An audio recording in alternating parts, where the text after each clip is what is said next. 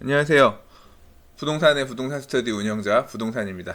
이제까지 그 날짜도 안 바꾸고 위에 있는 날짜도 안 바꾸고 뉴스를 읽었네요. 오늘 4월 12일 뉴스 읽어보도록 하겠습니다. 어, 첫 번째 뉴스입니다. 재건축 못할 바야 강남에 부는 리모델링 바람이란 기사인데요. 용적률 높은 소형 아파트가 이제 주로 요 사업을 추진하고 있다. 비용 대비 효율이 강남권에서만 양호하기 때문에 이쪽에 주로 하고 있다. 뭐 이런 꼭지 기사입니다.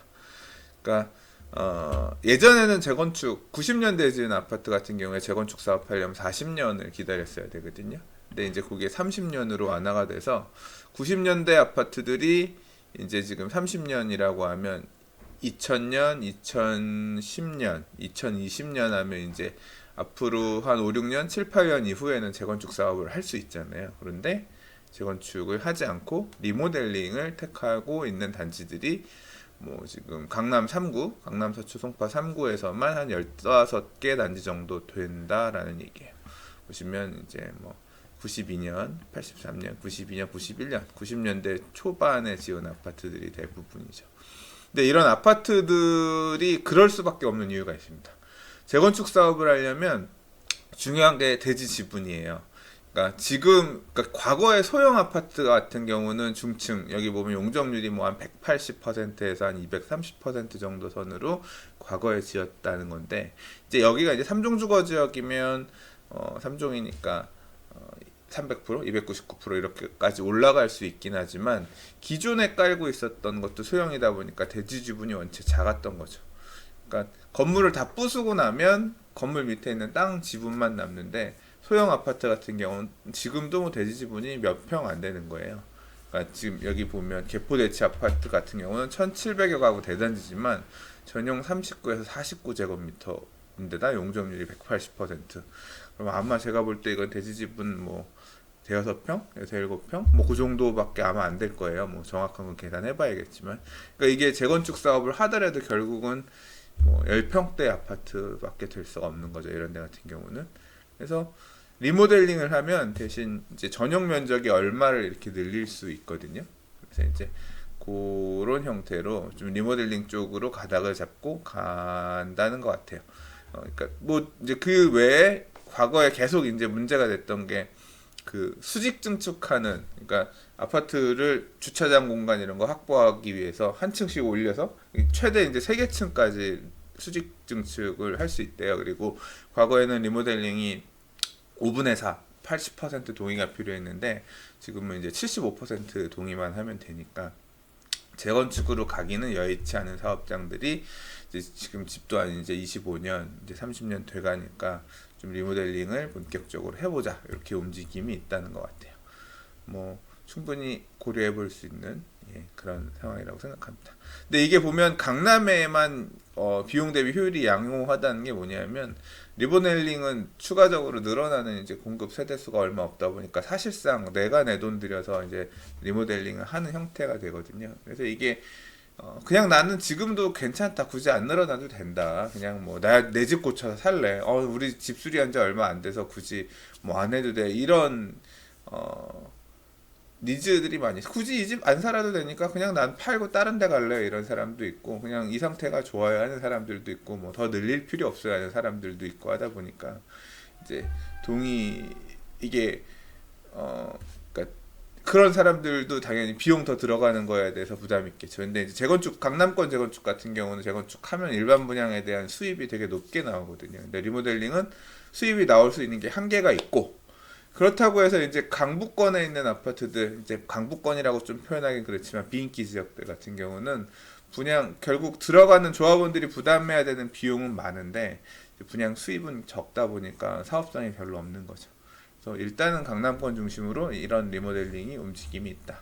아직까지 이렇게 리모델링 사업을 해서 완공돼서 입주한 단지들이 물론 덜어 있습니다만 아직 그 재건축이나 이런 것 아직 지금 재건축 대상 아파트들이 재건축도 많이 마무리되지가 않은 상황이기 때문에 큰 흐름이 오지는 않았어요. 그리고 뭐 이제 수직 증축 가능해지고 이런 게 이제 뭐 얼마 전 얘기이기 때문에 그 또 그것도 조건이 까다로운 것 같아요. 저도 구체적으로 공부를 많이 해본 건 아니라서 만약에 이제 본다고 하면 꼼꼼하게 봐야겠지만 예, 큰 흐름 중에 하나는 그렇다는 얘기인 것 같습니다. 다음 기사입니다. 흑석 11구역 서울 첫 신탁 재개발 확정. 우선 협상자 대상 지정. 투명하다 환영. 이게 진짜 저는 깜짝 놀랐어요. 흑석 11구역 신탁 재개발 확정. 근데 이거는 이제 봐야겠지만 이게 원래 주택 재개 위치는 어디냐면 흑석 뉴타운 아시죠? 뭐 아크로 리버하임이나 롯데캐슬 에듀폴의 얘기를 계속 했기 때문에 아시겠지만 반포 옆이에요. 노량진 옆이고 용산 동부이촌동 맞은편이에요. 여기 보시면 흑석역 쪽에서 보면 이쪽이 이제 흑석동 중심이고요. 요 반포로 넘어가는 중간에 보면 도로변에 이렇게 보시면 오른쪽에 현대아파트가 있고 왼쪽 편에 보면 이렇게 좀 그렇게 높지 않은 이쪽 주택가들이 있습니다. 여기가 흑석동에서는 비계라고 불리는 지역이고요. 흑석 예전에 존치관리 2구역이었는데 흑석 11구역으로 이제 정비구역 지정이 노후도가 맞아서 됐습니다. 이 안에는 명수대 한양 아파트까지 포함이에요. 이렇게예요. 조선일보 뮤지엄은 빼고요. 이렇게인데 여기가 조합 설립까지 했는데 사업 방식을 신탁 방식으로 간다 그랬어요. 신탁이라는 건 우리 재개발 사업을 니네한테 맡길 테니까 니네가 대신해줘 이런 거거든요. 이게 신탁 방식으로 재개발 사업을 할 수는 있었는데 하는 데가 없었어요. 조합이 직접 한다 그랬었는데 보시는 것처럼 이게 법적으로는 가능합니다. 그러니까 조합 설립인가라고 하는 거는 전체 토지 등 소유자 4분의 3, 75% 이상 동의를 얻어서 조합 설립을 한 다음에 그다음에 조합원 중에 50% 이상 신탁 방식에 찬성을 하면 신탁으로 갈 수 있어요. 근데 이제 기사에 보면 아직 이제 조합 이사회를 열었다는 건 뭐냐면 이사회 임원들끼리 대의원 회의에서 이제 신탁 방식으로 가자라는 걸 결정했다는 거고요. 우선 협상자를 선정해서 그다음 이제 조합원 총회를 열어서 결정하겠죠. 5월에서 6월 정도에 이제 최종 선정한다고 합니다. 요새 이제 재건축 사업들이 신탁이 많이 있다. 재건축에서 얘기하는 신탁이랑은 조금 다릅니다. 그 자체가 이제 같을 수는 없는데 재개발 신탁은 조합이 일단은 있는 상태에서 가야 되는 거니까. 네. 어떤 결과가 나올지 되게 주목되네요. 흑석 11구역 같은 경우는 사실 이제 이 구역 안에 있는 그 종교 시설 관련해서 뭐 협상하는 문제 때문에 조금 사업이 지연되면서 곤혹스러워하는 것 같은 그런 뉘앙스의 기사들이 들어 있었는데요. 뭐 어떤 형태로 마무리가 될지 되게 또 조합원들이 총회에서 어떤 식으로 생각할지. 근데 조합이 이렇게 그 신탁 카드를 꺼내 들었다는 거는 이제 어떻게 보면 조합이 우리가 하기에는 좀 버거우니 신탁 같은 다른 말 그대로 용병을 데리고 와서 하자 이런 의미인 거니까 조합원들이 성원을 할지 뭐 어떨지 잘 모르겠습니다. 좀 결과를 봐야 될 것 같아요. 다음 기사는 평택 고덕 제일풍경채의 청약 당첨자 발표 기사입니다. 이게 지난주에 청약했었는데 경쟁률이 84대 1이었는데요. 이제 오늘 자정에 당첨자 발표했다고 하죠. 지금 청약 커트라인이 나왔는데요. 이게 되게 궁금했는데 보시면 80점. 와, 80점짜리도 청약통장 쓴 거예요. 근데 이제 주로 보면 60점대 커트라인 나왔네요. 60점대면 되게 높은 편이에요. 그래서 많이 커트라인이 높네요. 물론 이제 작년에 서울의 메이저한 단지들, 인기 단지들 분양할 때는 뭐 커트라인 68점, 69점 그렇기도 했었는데 그 미사 같은 경우도 되게 높았었고요. 근데 아직 물량이 나올 게 많이 남아 있는 평택에서도 60점대라고 하면 고양 향동 이런 데 같은 경우는 50점대였거든요. 53점, 뭐 55점 그랬는데 커트라인이 굉장히 높네요. 네, 다음은 조합원 입주권 일반 분양 4개 맞는 주택 구입 방법은 이라는 기사입니다. 이게 아파트 주택 구입 방법이라고 되어 있는데 정확하게 얘기하면 이제 결국 사람들은 새 아파트를 받고 싶어 하잖아요. 새 집을 사고 싶어 해요. 그러니까 누가 살지 않은 물건도 우리가 항상 새 거 사듯이. 근데 이제 서울 안에서 새 집을 살 수 있는 방법은 건설회사 또는 시행사가 파는 새 아파트를 분양을 받거나 또는 분양권을 갖고 있는 사람으로부터 전매를 하거나 아니면 내가 집을 짓는 거죠. 헐고 새로 짓는 거. 근데 이제 그렇게 내가 뭐 조그맣게 지을 수는 없으니까 보통 크게 짓는데 노후한 주택을 헐고 새로 짓는 재건축 아파트나 재개발 아파트를 헐고 짓는 데에 같이 사업에 참여해서 조합원이 된다든가 하는 거죠. 그러니까 요 그 두 가지 방법에 대한 얘기를 매일경제신문에서 꼽아서 설명을 했는데요. 장단점에 대해서 비교를 좀 해놨어요. 이게 제일 큰 부분이 사실은 그겁니다. 조합원이 된다는 거는 사업을 시행하는 주체가 된다는 거예요. 사업을 그러니까 그 안에 있는 이제 재개발 재건축 사업 같은 경우는 구역 안에 있는 주택을 사서 조합원이 되는 건데요. 이게 되면 장점은 뭐냐면 조합원들이 받는 거니까 내가 내 집을 헐고 내가 새로 집을 짓는 거니까 보통 이제 낡은 조합원들한테 우선적으로 좋은 집들을 배정을 해줍니다. 그리고 우리가 받고 남은 물건을 일반에 파는 거거든요. 그러니까 재개발 재건축 아파트에서 일반 분양 물량들은 조합원이 받고 남은 물량들이라 항상 이제 조합원 거보다 일반 분양의 물건이 좀 그러니까 퀄리티가 안 좋다기보다는 동호수라든가 층이라든가 향이라든가 이런 게 구조라든가 이런 게 조금 일반적으로 빠지는 편이 많죠. 그래서 그 아파트에서 로얄동 로얄층이 될 수 있을 물건을 사려면 조합원 물건을 봐야 되는 경우가 일반적입니다. 그런 차이가 있고 반대로 또 어떤 게 있냐면 조합원 걸 사면 재개발 사업 또는 재건축 사업의 사업 시행자 내가 이제 직접 짓는 사람이 되는 거니까 이익이 날 수도 있고 손해가 날 수도 있습니다. 이렇게 짓겠습니다. 이렇게 져야지라고 우리끼리 결의를 하고 분양을 했는데 분양 수입이 더 들어왔어요. 그러면 나중에 정산을 해보니 내가 돈을 돌려받을 게 있네 해서 돌려받을 게 생길 수도 있어요. 반대로 경기가 안 좋아지면 돈을 더 내야 되는 경우가 생길 수가 있어요. 일반 분양을 내가 뭐 3억에 분양을 해서 공사비 일부 충당하려고 그랬는데 경기가 안 좋아서 뭐 2억 5천밖에 못 받았어요. 그럼 5천만 원 빵꾸 나잖아요. 그 조합원들이 나눠서 부담해야 됩니다. 10채면 5억이면 또 그거 나눠서 분담을 해야 되고. 이렇게 조합원이 된다는 거는 정비 사업에 참여를 해서 이익하고 손해가 나는 것들을 내가 책임지겠다, 같이 책임지겠다라고 들어가는 거예요. 대신 이제 일반 분양은 그렇지 않아요. 그렇게 파는 조합원들이 조합에서 파는 집을 그냥 정해진 금액대로 내고 사서 이제 들어가기만 하면 되는 거거든요. 그래서 뭐 추가 부담금이 발생하고 하는 게 일반 분양에는 없어요. 대신 반대로 뭐 더 환급 덜 내거나 뭐 미리 이제 선납하면 할인 받는 거 정도는 있겠지만 일반 분양 하는 사람이 뭐 더 싸게 들어갈 수 있는 방법이나 그런 건 없는 거죠.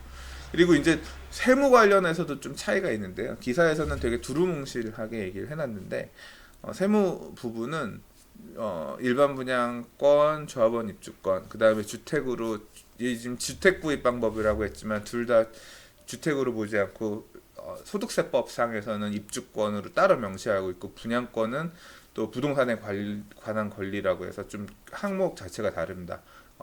세율이 적용되는 기간도 좀 다르고요. 그래서 그 부분은 따로 조금 공부를 하셔야 됩니다. 네, 아무튼 그 두 개는 좀 차이가 있으니 비교를 하셔서 공부를 하신 다음에 매수를 하시다. 라는 말씀을 좀 드리고 싶어서 기사를 꼽아봤고요.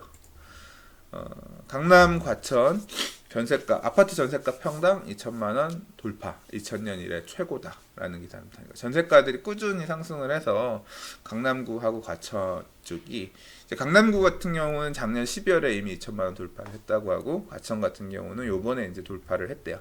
기사에서 보면 그래서 과천이 12월에 돌파를 했고 강남구는 강남구가 더 늦게 도착했네. 예. 근데 이게 과천 같은 경우 그럴 수밖에 없는 게 이제 과천은 단지가 그렇게 크지가 않고 강남구는 넓잖아요. 되게 오래된 낡은 아파트도 있고 하다 보니까 강남구는 사실 이제 그런 재건축 단지 되게 낡은 아파트들 뭐 이런 것들이 평균을 좀 깎아먹는 게 있을 거고. 아무튼 두 개의 지역이 서울에서 가장 임대가가 비싼. 이 평당 2천만 원이라면 얼마인지 아세요? 34평 같은 경우는 전세가 평균 6억 7천이라는 얘기입니다. 25평 같은 경우는 전세 가격이 평당 5억이 평균 5억이 넘는다는 얘기인 거죠. 뭐 2, 30년 된 아파트도 그렇다는 얘기인 거예요. 그러니까 굉장히 높은 거죠. 매매가랑 또 좀 차원이 다른 그런 문제입니다. 다음 기사는 회춘하는 영등포 신길 뉴타운 연내 4,394가구 공급한다는 얘기입니다. 신길 뉴타운 관련해서도 제가 뭐 뉴스 나올 때마다 몇 번 읽었는데요. 뭐 계속 분양 나올 게 있으니까 자꾸 언론에서 이 홍보를 하는 거죠. 신길 뉴타운 위치는 보시면 여의도 남쪽에 위치하고 있습니다. 그리고 지하철역으로 보면 1호선 영등포역이 조금 거리가 있어요. 거리상으로 보시면 시작하는 거리까지가 한 5, 600m 정도 영등포역에서 있고, 이제 신길 뉴타운을 사실 관통하는 메인 도로는 메인 철길 기차는 뭐냐면 이제 지하철은 7호선입니다. 요 신풍역, 보라매역 요 두 개가 메인이고요. 그리고 신분당선이 이제 요 이쪽 위쪽으로 들어올 예정이죠. 근데 이제 지금 그 얼마 전에 이제 지금 4월 달부터 입주하는 레미안 에스티움이 이제 뭐 7억 넘었다라는 기사가 있기도 했었고요. 근데 지금 분양 나올 때들 이제 관리 처분에서 제가 지난번에 대충 읽어 드렸는데 그래도 또 뭐 기사 나왔으니까 한번 보도록 할게요. 작년에 14구역이 이제 아이파크가 분양을 했었고요. 그리고 이제 올해 분양 11구역은 이미 입주했습니다. 레미안 프레비뉴 입주를 했고 7구역이 지금 입주하고 있는 단지고요. 10구역은 여기는 요 앞에 지금 아파트가 있습니다. 지역조합으로 해서 지어서 이게 어디더라? 이름이 생각이 안 나네. 이 아파트 아무튼 있습니다. 있고 10구역이 남서울 아파트인데 여기는 재건축 사업장인데 조금 계속 늦어지는 것 같아요. 어떤 문제가 있는지 저도 잘 모르겠어요. 그리고 이 보라매역 위쪽으로 보라매 입구역 위쪽으로 SK건설에서 5구역 여기가 이제 분양 요번에 나올 때고 일반 분양이 한 740개니까 꽤 물량이 있습니다. 그리고 여기가 요 신길 뉴타운의 중앙이라고 할 수 있는데요. 사러가 여기 지금 지도상에 보시면 사러가 시장 앞 사거리인데요. 요 블럭에 보면 9구역이 현대건설에서 1200세대 정도 짓는데 한 여기도 700개 정도 나올 게 있고 그 밑에 8구역이 GS건설인데 여기도 한 250개 정도 분양 나올 게 있습니다. 그리고 그 옆으로 가면 이쪽 12구역인데 여기도 일반 분양이 한 480개 정도 나온다고 하니까 분양 물량들이 신길 뉴타운 안에서도 올해 꽤 나온다. 뭐 연내 4,394가구 공급이라고 됐는데 이건 전체 공급 물량이고 요 중에 일반 분양 개수만 따지면 1,400에다가 2,000 뭐 한 2,200~300개 정도 되겠네요. 네. 그래서 올 서울 안에 청약하시려는 분들 같은 경우 관심 있게 물량들 공략해 보시면 어떨까 싶습니다. 네, 오늘도 부동산 뉴스를 이렇게 읽어봤습니다. 뉴스 읽는 관련해서 뭐 좀 알아봤으면 좋겠다, 궁금한 게 있다 싶으시면 뭐 댓글 남겨주시거나 하시면 이제 반영해서 좀 또 찾아서 읽어보도록 하겠습니다. 오늘도 봐주셔서 감사하고요. 내일 또 다른 뉴스로 인사드리도록 하겠습니다. 부동산입니다.